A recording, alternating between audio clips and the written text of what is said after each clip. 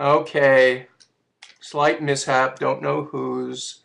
Sorry to keep everyone in suspense. I'm new to this. Um, so anyway, what did I say? I said that the credo, my granddad's credo was you could do anything you wanted to in life if you wanted to badly enough. And as naive as it is, I think it's something that I've adopted to my own life. And I've sort of proved it because in many ways I've reinvented myself in completely disparate fields several times. I haven't reinvented myself in the technology field, in case you've discovered that. Nice recovery, I'm told. Do any of your friends find themselves in my books? That previous question was from Donna, by the way, who's been a big fan of mine and a devoted fan on Facebook. Do any of your friends find themselves in my books? Only the in the bad guys, never. I always either, actually what I've done a lot is put them up for auction, put characters up for auction, and so I've sort of been approaching it that way.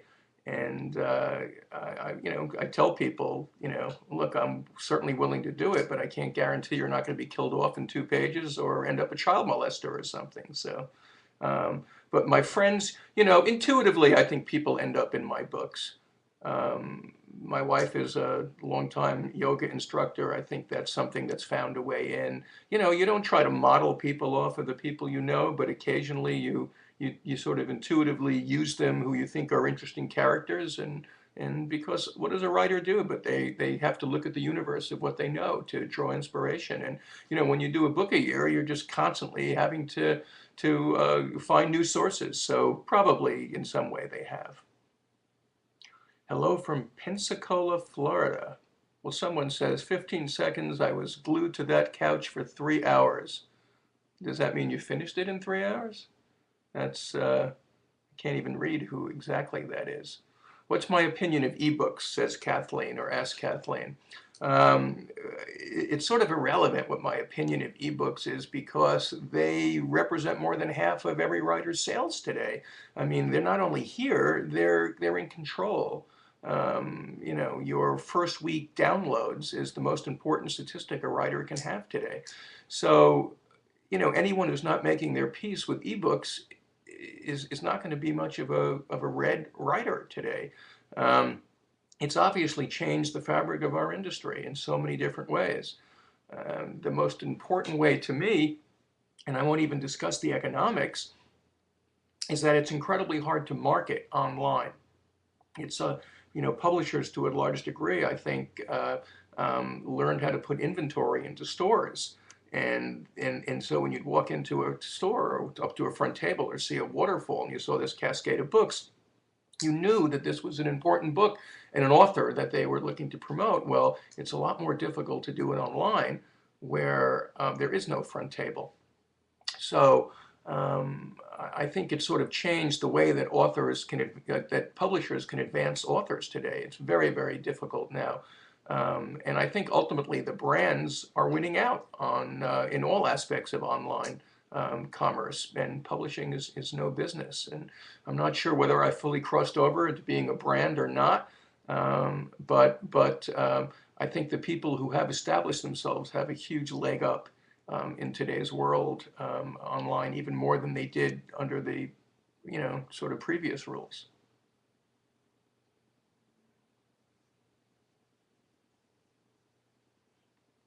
Can we discuss a little bit about my writing process?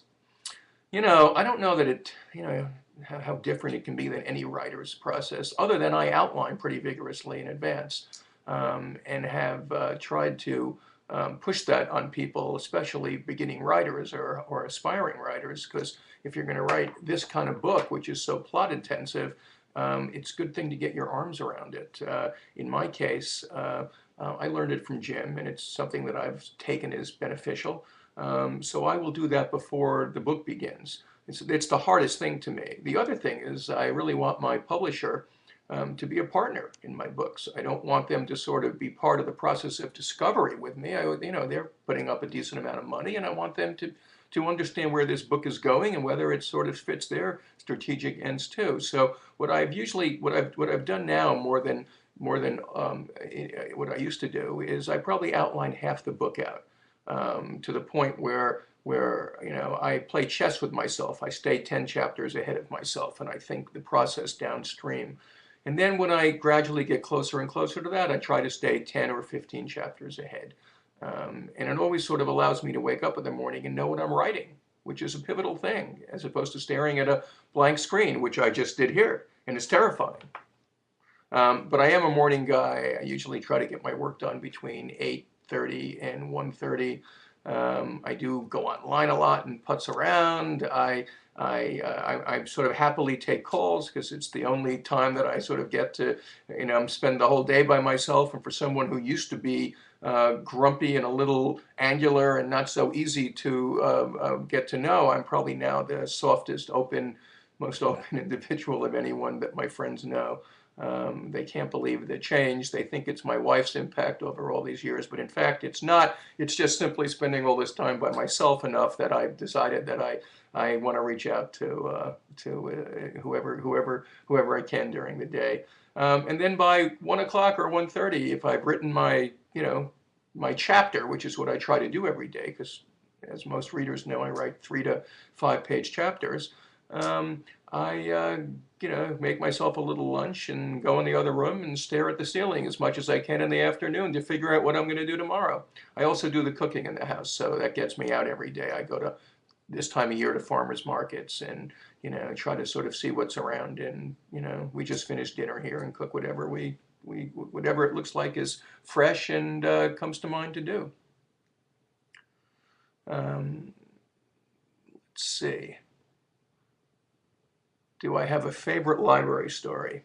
Would I be interested in coming to Secaucus to make a library appearance? I don't have a favorite. My favorite library story has nothing to do with me in a library. My favorite library story is that I did a library event with the author of The Help, whose name is suddenly escaping me. I'm just having one of those moments. Catherine blah, and I can't.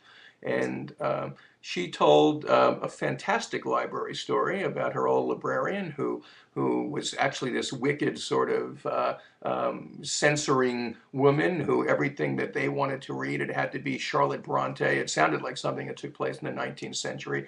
And she would hold up these props, and the props would be someone that looked like Elsa Clench of the Bond, books. This, glowering woman, gray-haired with her arms folded like this, and was getting a lot of laughs, etc. And then every time that she continued the story, sitting next to her, I would just sort of take them and hold up the props for her. This is before she had an ounce of success. She thought she was sitting next to a big celebrity author, and said so. And the joke was on me, of course, as obviously I'm in perfectly positioned to hold up her props anytime she wants it from this time in.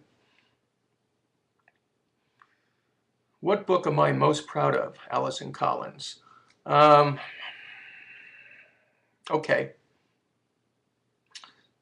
I did a book with Patterson called The Jester. I don't know if any of you have read it.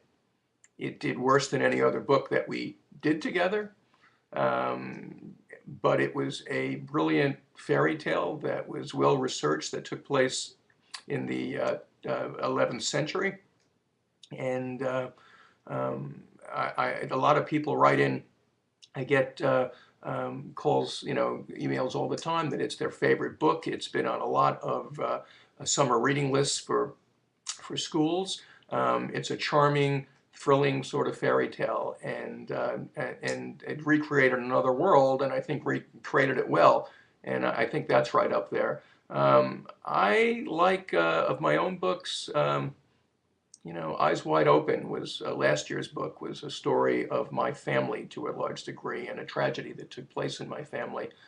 I thought I captured it pretty well, and I'd have to say, if I look at Pride, that's probably at the top of my list. Now, this is probably a terrible admission to make to a book crowd, but the thing I'm most proudest of, besides my family, my kids, was probably turning head around, which I think was still the most difficult challenge of my life, and I doubted myself 1,000 times through the process, and when I took it over, we were a company, that was losing $5 million and doing 20 million in volume and was living off past glory. And when I left, we were doing, 200 million worldwide and making a ton of money. I don't think I could ever be prouder of anything I do than of that. But some of the books have come close. Um, no, I haven't written any other historicals. Another Patterson question, how do you keep your characters on the same page? Don't quite know what that means. Karen, come back with something a little more specific. Do songs ever give you inspiration? Good question. In Eyes Wide Open, it was really a story about someone who had gone out to California in the 60s to become a rock musician, and a number of songs gave me inspiration, including some lines from Bruce Springsteen that I used as the epigraph. So check that book out. I think there's a thread of rock music all the way through it. I don't know how old you are, so maybe it's before your time, but in any case, I think it's a pretty interesting motif. My little puppy just came in here. Hopefully won't be barking. My Westie, Toby. How long on the average does it take to write one of my books? Well, a book a year. So for me, it's about seven months for a rough draft. I never try to make a sprint out of it. I can't say I don't. I'm currently not working on multiple projects, although many of my writer friends are. So, I look at it as 6 to 7 months for a first draft, then 2 to 3 more months to keep going over the book. Then you turn it over to your publisher, and as soon as you do, you're obviously starting to formulate the thoughts on the next one. But then you still live with it for at least another 3 months. So, it's really a year's project. I was lucky enough to read and review Don't Look Twice back in 2009, but haven't gotten back to my novel since. The Promise of 15 Seconds is intriguing, and it's a standalone, right? Not part of the Hot Tie series. Yes, it's my second standalone in a row, and my next book is going to be a standalone as well. So it's what my publisher wants from me. I'd like to revisit with Ty Houck, who I did 3 books about at some point, but it's not going to be in the next book or two. I wish I could turn this thing. I'm going to do it so you can see my pet here. Ooh, let's see. There he is. Hello. Say hi, Toby.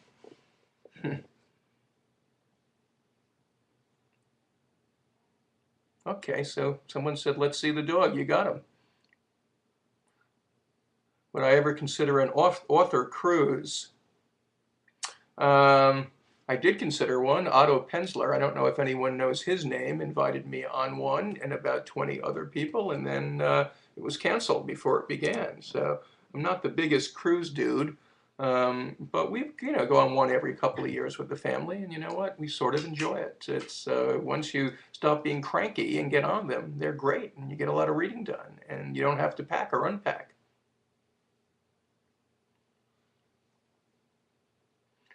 You develop attachments to your characters as you write. Do they become real? They become painfully real.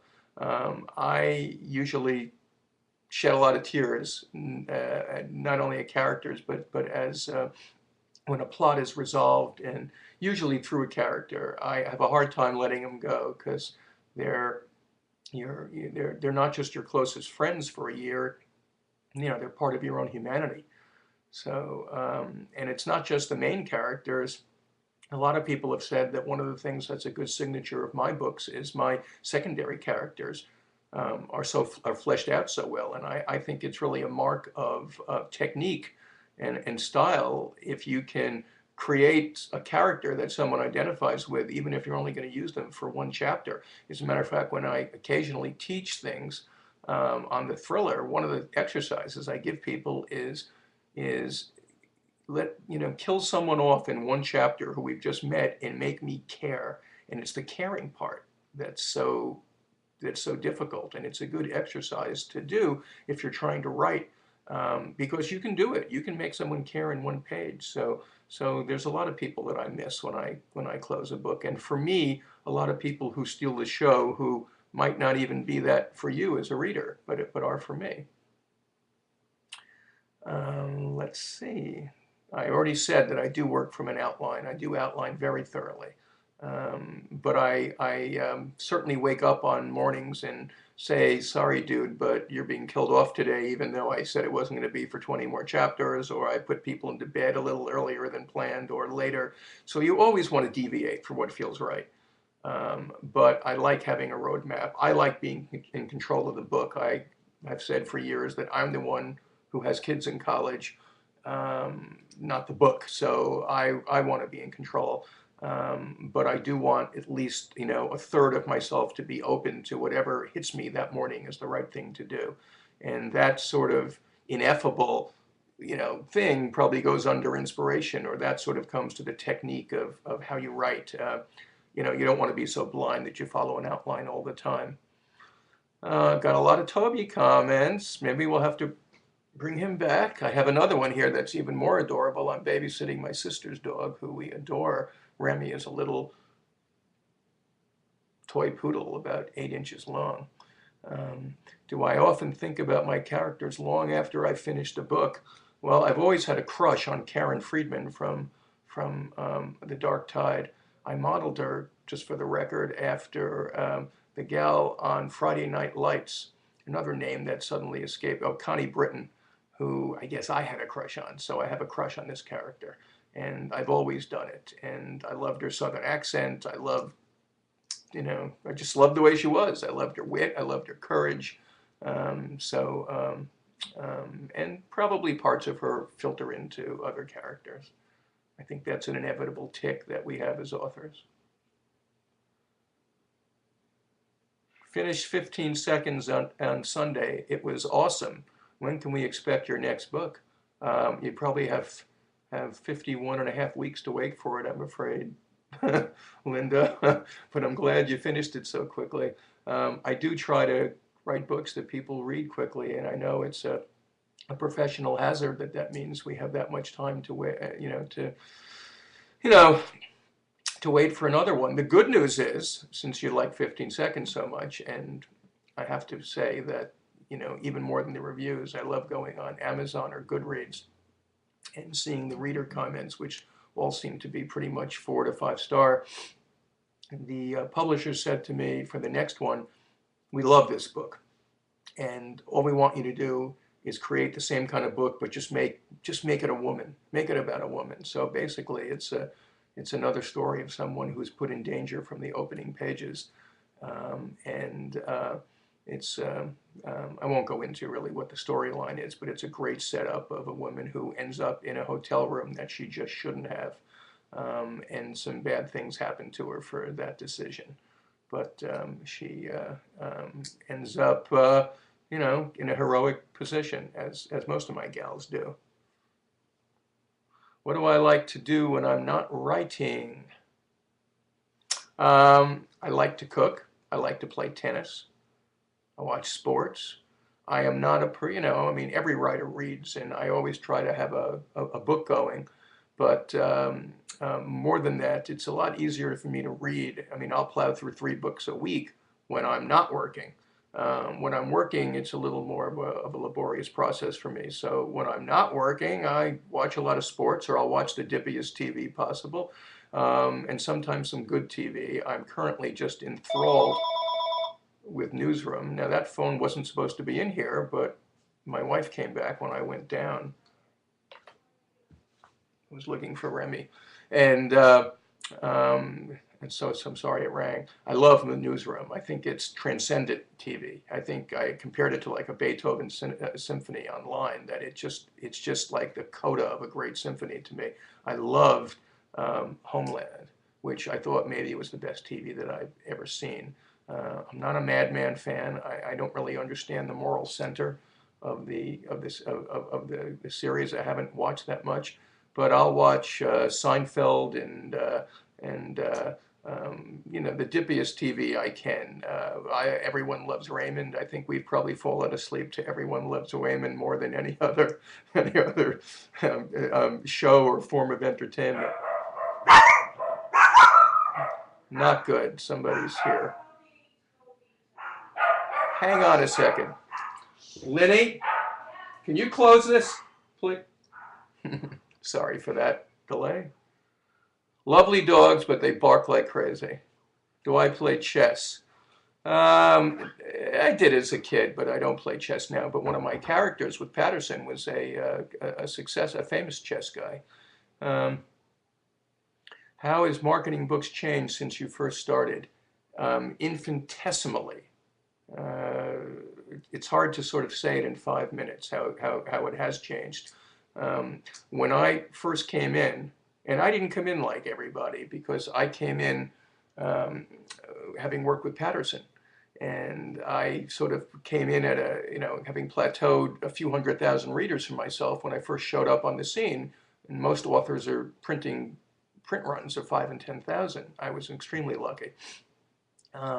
But the old dynamic of just keep writing books and sell an incremental amount more, 7%, et cetera, and over 8 or 10 books, you suddenly have the critical mass to find yourself on the bestseller list. It's how virtually everyone has built their careers. Harlan Coben, Lee Child. I'm not sure about Patterson, but so many of the people. And that dynamic just doesn't work anymore. There's no clear path to that sort of incremental gain on every book. It's really all about blast digital marketing at this point, and it's really a sawtooth line now how your books do from one to another. Maybe not sawtooth, that's too much, but you just can't count. I'm really talking a new author more than an established author, that the second book you'll sell a little more, write another good book, and the third book you'll sell a little more. So it's just made it so difficult for authors who show talent to blossom and to advance in this business. And the other thing is, it's very difficult to advertise books anymore because there's really no national publication that's a good vehicle for advertising books. I guess I could ask any of you, how do you find your books? And you might say, well, I follow a character or I follow an author I like, but that means that they're an established author. How do you find a new author? Well, maybe someone reads a book and they recommend it. Do you make sure you find the second book of that author?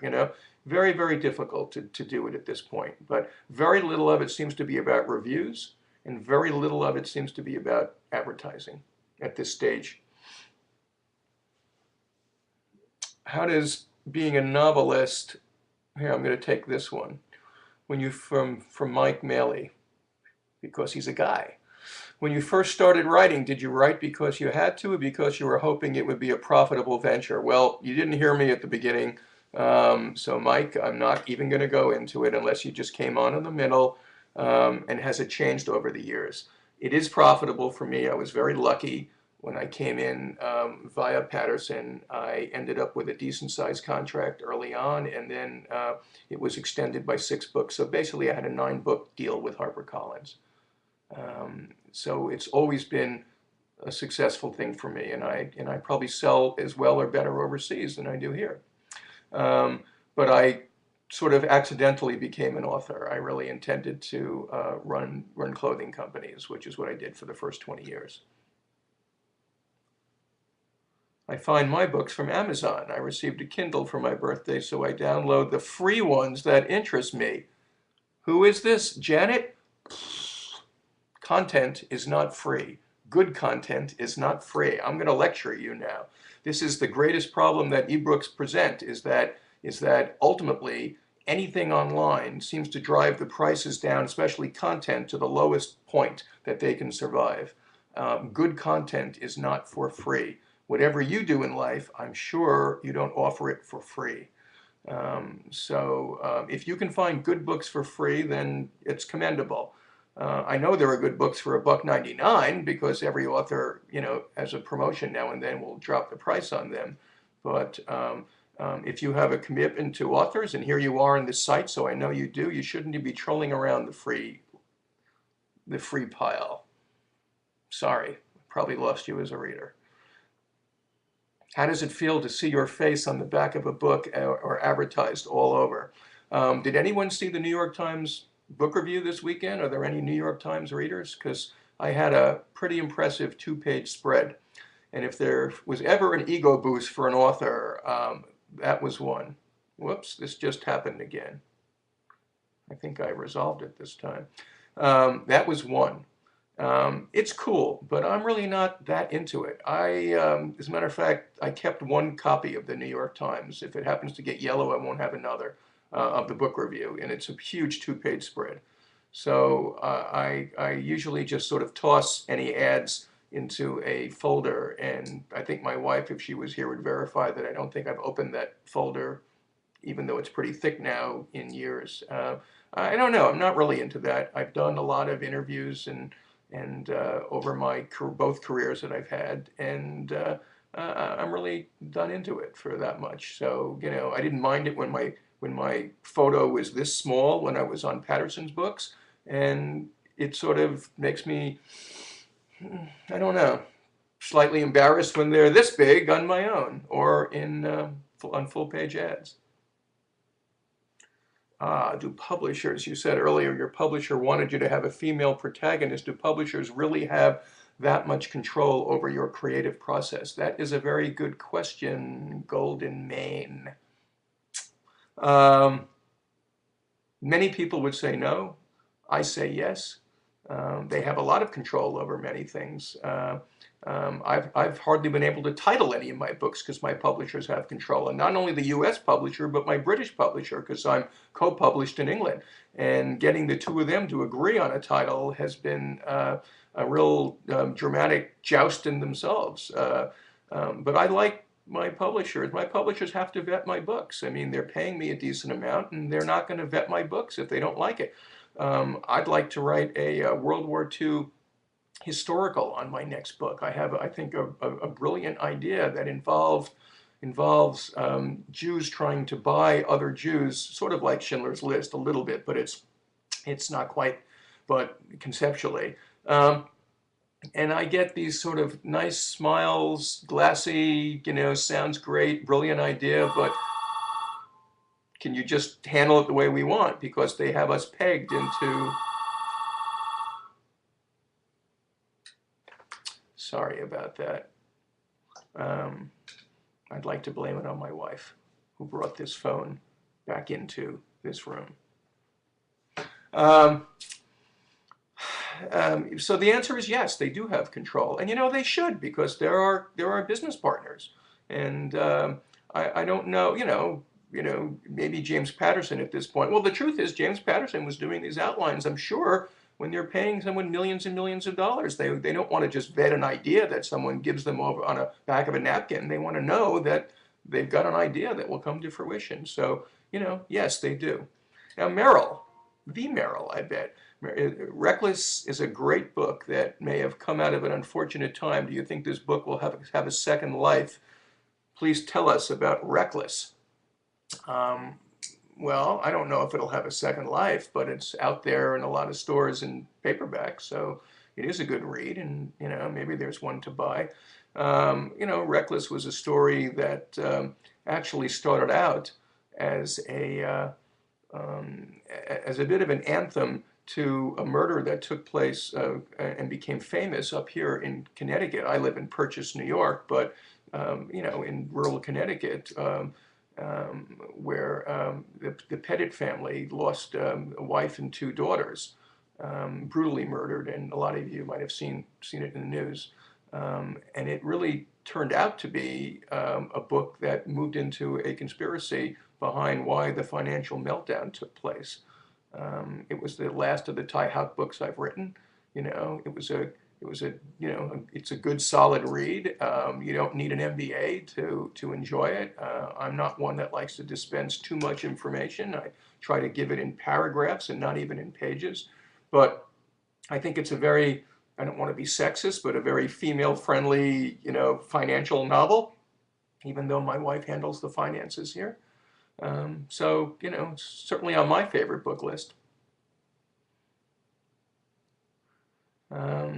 let's see, favorite snack food to munch on while writing. I've turned into a good boy. I've had a few heart issues in the last year, and I have reshaped my diet, and I eat pretty healthy these days. Not that I deny myself, pasta or things I enjoy, or an occasional mini Dove bar after dinner. But I don't do snack food, to be honest with you. So how about smoked salmon? Would that qualify as snack food? Scottish salmon. Um, how do I respond to a bad review, or do you even read reviews? Are you aware of the controversy that's going on regarding bullying of authors and reviewers? No, I'm not aware of it. I'd actually love to know more if somebody wants to, if Denise wants to email me about it.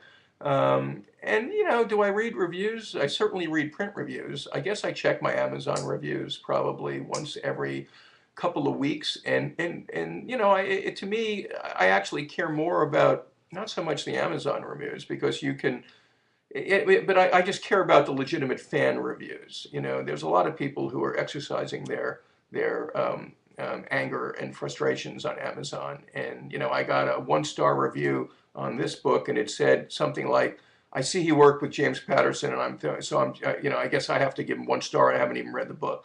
There's a lot of crap like that out there. But if you sift through it, that and Goodreads are as good an idea as you get of how you measure up as an author. So I do pay attention to that. Not necessarily the way some people say that they're checking their reviews every day. No, I don't do it.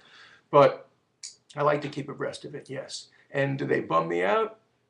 No, I think I'm past that. I mean, sometimes I feel they don't understand my books. They don't understand what I'm going for, because I'm going for pace.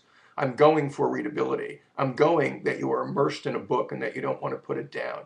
And I'm going that you do get emotional satisfaction when you finish it, and a few thrills along the way. But there are things I'm not going for. And sometimes I read reviews where people clearly think that I didn't do the things that I'm not even trying to go for. So those might frustrate me. But occasionally when someone just says, didn't like it, think it's a piece of junk or something like that, the only thing I can say is I hope there usually is 4 to 5 people who feel differently about it. So they usually make me laugh. And I've shared my worst reviews. Can't remember them offhand, but I've shared my worst reviews,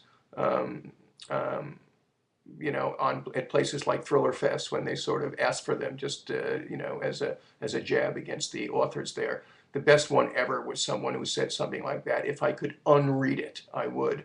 So our book club has been lucky enough to have authors visit through Skype. This gets us to want to read them. They've become our friends. One even brought us cookies. Well, I think that's very nice. And if you're asking me out on a date, I'd be happy to do that too. And I probably would handle it with better technique than I did this thing tonight. So, what books am I currently reading? I'm reading Gone Girl. I'm going to read The Other Woman by Hank Philippi Ryan next. I don't know if anyone's read her. Let's see. There's a book coming out this week. It may not set the world on fire in sales, but I thought it was great, called The Empty Glass by James Baker. And it's a pretty damn good thriller about the death of Marilyn Monroe. And I would buy it. I think you guys would be happy. I think he'd be delighted to hear me promoting his book. I blurbed it, actually. I thought it was pretty special. And I don't know the guy, so. Jerry says she'd love to attend a book signing with me. Is that a date? Like, will you be in the South anytime soon? Where do you live, Jerry? I'm going to be there this next weekend. Are any of you people on my Facebook pages or website?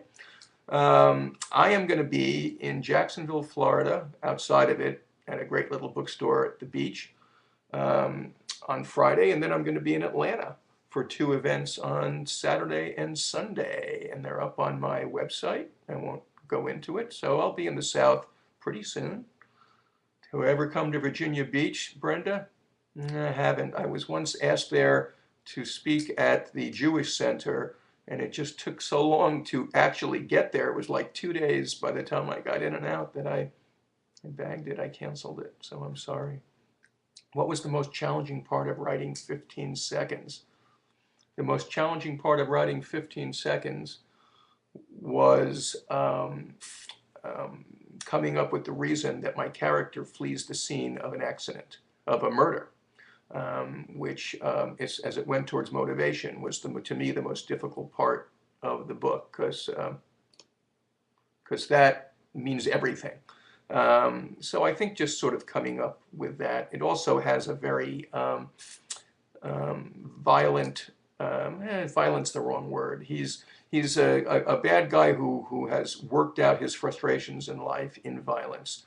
And I think he's a pretty good bad guy, but I think he's also very human. I'm really not a believer in sort of one-dimensional bad guys, and never, never, never is the motivation that they are crazy. To me, that's the biggest cop-out you can do as an author, is in the end, he was nuts. It doesn't work. So I think just sort of living in the head of that bad guy for long periods of time was slightly difficult. I saw the empty glass in 15 seconds on the same display table at Barnes & Noble in Hawaii. Well, that's neat. I hope it was towards the front of the store. Do you have any favorite thriller films? I liked Harlan Coben's French Tell No One, but I sort of grew up on films like Marathon Man and Boys from Brazil, and I like the Bourne thrillers. I think they're pretty good. I'm sure the minute that this camera goes off, I'll think of 10 or 15 that I think are terrific. I mentioned Homeland as television. What is my favorite meal? Well, I'm a Jewish guy who can do pasta pretty well. I also do Asian food pretty good. So I'd have to say some form of tomato-based pasta, light tomato in a light tomato sauce, but fresh, or maybe a carbonara. I don't think there's anything that I don't think you can stop me from finishing. I don't care if you put 2 plates in front of me of a carbonara, a good carbonara. Have I ever considered writing nonfiction? No, sorry, just not my thing. I have trouble even blogging. But I do go out to Napa every year, and I usually blog my month out there, because it's sort of filled with a lot of interesting wineries and food. But I'm really not a journalist and never have been. How is this book different than the last one you wrote? I assume we're talking 15 seconds. 15 seconds is different than just about any book I wrote, because it's really just a straight up thriller. And like Harlan says, it's just sort of a thrill ride that that doesn't stop. I put usually my books have started out with a bang, and then you meet my characters, and it takes about 60 or 70 pages. Not that they go slow. I don't think any of my stuff goes slow, but for you to fully understand what's at stake in this book and what this book is really about, because I want it to be like peeling back the onion. And I don't want to deliver it all up front, but in this book, you learn very quickly what's at stake in this book, and it's just a little different. It's just sort of a roller coaster and a locomotive, and I think that's what we're going to get on the next book too. My previous book was about some roots in my own family and a suicide in my family, and a chance meeting that I had as a teenager with none other than Charlie Manson. So I've always sort of wanted to weave that event into book form. So besides the fact that it had that behind it, it was a much more personal story to me. And in many ways, I'm proud of it, because it resonated with my own family in a lot of ways. If you read Eyes Wide Open, you'll probably learn more about me and where I came from than you'd want to know. Where or how do I do research? Do I have an assistant do it? No, I don't have an assistant, and the truth is I do 90% of it online. My books are not filled, and they're not just thick and exploding with information or reality. You don't read me to sort of figure out what the changing room of the squad house smells like. I go for different things. I want them to be set in reality, and I want them to be, legitimately set. And I want to be able to sell my readers that I know what I'm talking about. So I just put enough in there, I think, to get a sense of place with some authority. But I don't overindulge that in my books. So I can do a lot of it from the computer screen. And I've actually written about places that I've never been. To escape the embarrassment myself, let me say that I did a book with Patterson called Judge and Jury, and if you look at the last 100 pages, 50 of them are in Haifa, 50 of them, the book ends in a place that I've wanted to go for years and years and haven't quite gotten there, and I'm still trying, in Patagonia, and I haven't yet been to either, and I don't think anyone would ever feel that way if they read those pages. Do I carry a notebook in case I have a random idea for a new book? I don't, but I damn well should. Well, first of all, you can do them in phones and iPads today. But the truth is, I come up with a lot of little brilliant ideas, and then I forget them. And ideas, not so much ideas, but turns of phrases and things of that nature. So I am getting old enough that I damn well ought to be carrying one around, yes. Do I try and scare your readers? Only a little bit. I don't try to scare them or put them off, and I don't really do too much violence. And no, I don't. Scaring them is not part of it. I will say that I've had readers say that, but then sometimes I think they might have a low threshold for that sort of thing. I try to keep them on the edge of their seat. I mean, I go for suspense, and sometimes suspense involves fear, but I don't sort of intentionally want to scare the wits out of no, no. Which of my books would I recommend to our book club, possibly as a first read? I would try Eyes Wide Open. I just discussed it. I think it's the most textured of my books, and therefore I think the most appropriate to a book club, and I think it maybe has the most provocative questions that might come of it. A lot of clubs have done it. I'd like very much to talk about 15 seconds, but the truth is I think that one might be a little more appropriate to a reading club venue. I am writing a novel with another person, says Shelley, and I'm finding it extremely difficult to mesh our completely different writing styles. That is a good question. Do you have any tips on how to write with another person? You might try alternating chapters. You might try some person doing the plotting and one person doing the writing. If you both want to be the writers, I think it's a very difficult thing. If you really can't mesh them, it would be like two musicians that don't go well together. You disband the group. No, I think it would be very difficult to write with someone who clearly, stylistically, is not aligned to yourself.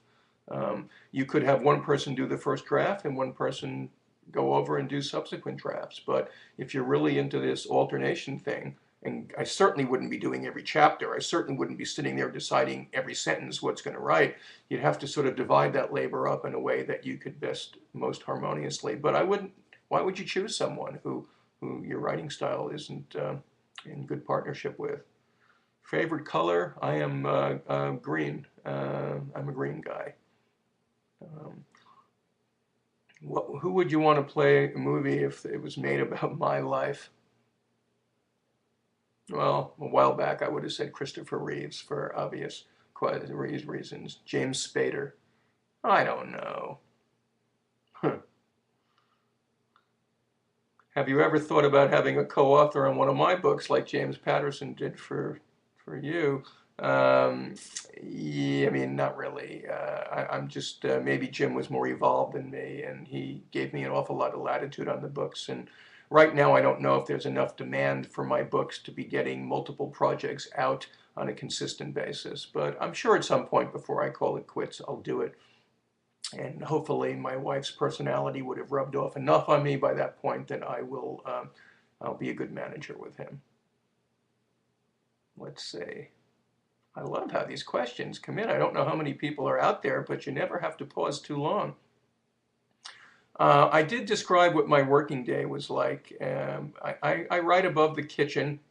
It's not really above the kitchen, but it's sort of on in a large atrium. It's really kind of a nice spot. Has a big picture window, looks out at a lake. But I turn away from it because wherever I write, I don't like views. I like walls. I like to feel in a narrow space. So it actually used to be sort of like a maid's bedroom, I guess, is how it was designed in the house. But it's now my loft, and big and high ceilings, nice spot. People seem to be impressed when they go up. Do I set a daily writing goal? Absolutely. Every day. It's not like what Stephen King might set.